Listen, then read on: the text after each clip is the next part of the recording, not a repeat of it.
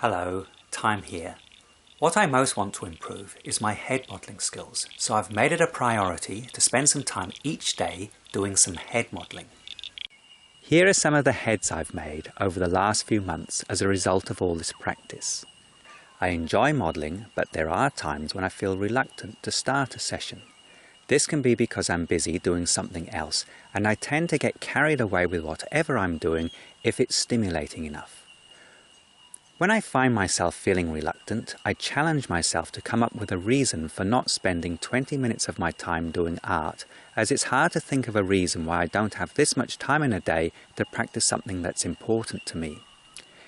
If you don't have 20 minutes to spare and you want to develop your skills, try just 10 or even 5 minutes a day. When my 20 minutes are up, I generally end up doing a lot more, as I'm then into it. But in the past, when I would let other pursuits take their course, I would typically end up doing no art whatsoever, day after day, week after week, and so just 5 minutes a day practicing would have to be a lot better than none at all. I can make the proposition of spending time modelling more attractive if I play music while doing it, as I love listening to music, and a head is straightforward enough for the music not to be too distracting, even for myself who has ghastly multitasking ability. I find it helps too not to leave practicing my art till the last thing I do in the day, as you need energy not only to be creative, but more importantly to enjoy your time being creative. The great thing about head modelling is, if you've made a head before, you don't have to spend a lot of time planning to make a new one, as all heads have the same design, 2 eyes, a nose, a mouth and ears. Yet there's nothing in art that compares to a face. Part of our makeup as a social creature is to focus on the face and interpret it. Just by how faces vary in shape, they stir all sorts of different feelings.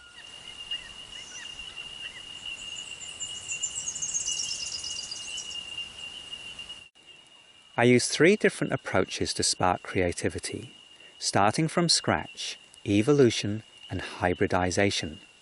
All of my heads can be traced back to being made from scratch, but new heads with a completely different look can evolve from old heads by continuously making small alterations to the shape. Lucy is an example of this, as she evolved from an earlier character I named Sophie. I'm quite surprised now to see how unrefined Sophie looks without any makeup and hair, but I can remember feeling very excited by what I had accomplished at the time. She was the most realistic head I had made that did not look scary, as whenever I would try to create a more realistic head, it would start to look like a skull, soon as I would sink in the area around the eyes. This led me to a philosophy of beginning with simple ellipsoidal type shapes, and then experiment modifying the curves gradually, as how can a shape this simple ever look ugly if you don't venture past the point where it starts to look ugly? This was a time before seamless supported NURBS, when shapes were derived from elliptical and sine wave curves, and when a face as complex as Sophie's had to be composed of separate parts and then branch joined together to keep a smooth continuous curve throughout the face. I wanted to carry on from where Sophie left off, because I did not feel confident it would be easy to come up with something better starting from scratch. So I created a function to convert her shape to NURBS, which then enabled me to carry on evolving Sophie's face to create Lucy.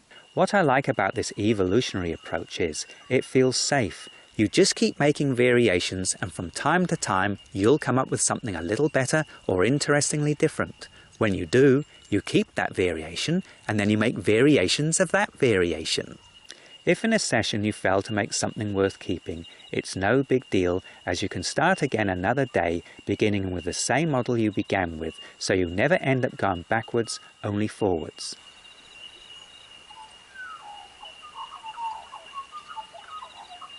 I made this character I named Arthur, beginning with Lucy's head.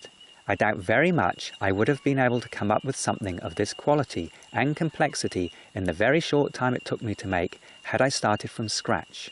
All I did to make Arthur was squash and stretch different regions of Lucy's head to make her look masculine. Not surprisingly, I can see how Arthur is influenced from Lucy, even though he looks very different. I have noticed a number of times after making lots of changes to a face, how the original face can continue to have a lot of influence over the modified face. It can seem quite hard at times to break free from this influence. This issue can at times make this evolutionary approach slow to come up with something completely new. Whereas when I make a head from scratch, I don't have this problem. I can influence what I make from scratch if I use one of my existing models as a reference while modelling, but even when I do this, it's hard not to come up with something different, at least before I get to the stage of getting it exactly the same as the reference. Just because a head is original, it does not mean it looks great. Some will be more exciting than others. That's the nature of experimentation. If you're too concerned about wasting your time making something worse than what you've made before, you limit your chances of discovering something new. When I have a face I like, but I want some feature such as its nose to look more like some other model I've made, I will experiment making its nose more like the other model. This is what I call hybridization.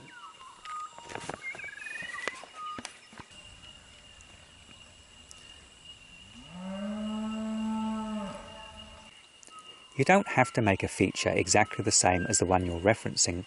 Often just some influence brings a welcome result, and it may not look as good when you get it exactly the same as the reference, so be sure to keep copies while you progress, so that you can go back to a previous stage. Using a guide in general can help greatly break free from an influence that's hard to shake. I look at faces of real people to help me understand different faces, but I find it much easier to use one of my own models as a reference to guide me, as it's easy to view it from any orientation. There are no issues regarding perspective, and if the NURBS control cage has the same structure, observing the difference in the control cages makes it much easier to understand the difference between the model I'm working on and the reference.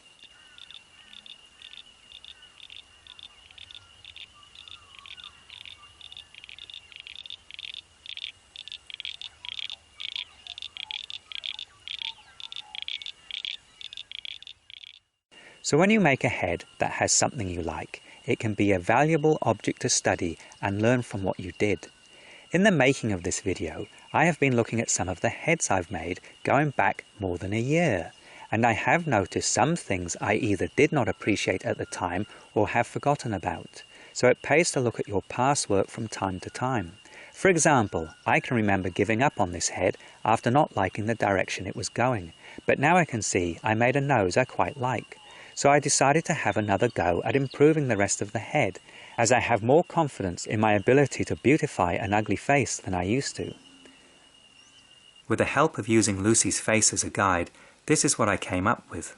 This highlights how important it is to keep everything you make, regardless of how you may feel about your work at the time, as we cannot afford to take our feelings too seriously when we've got tired of working on a model. If we keep the model, we have a chance to resume work on it, if not the next day, perhaps some months later when the model feels novel again.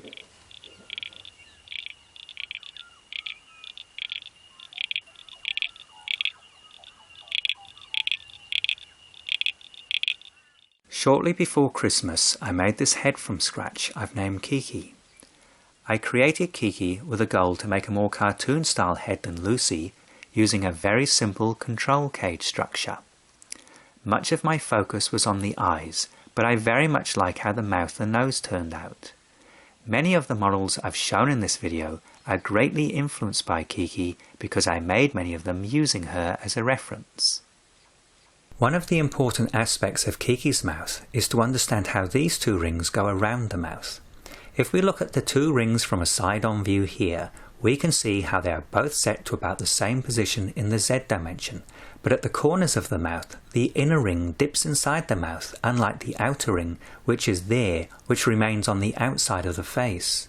And from a front-on view, note how the two rings come very close together at the corners of the mouth. Even if you want to make a more complex mouth than Kiki's, it helps much to get the mouth right at an early stage, before lots of control lines are inserted.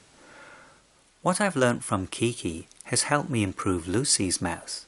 So Lucy continues to evolve, acquiring influence from Kiki, a model she has not evolved from until now.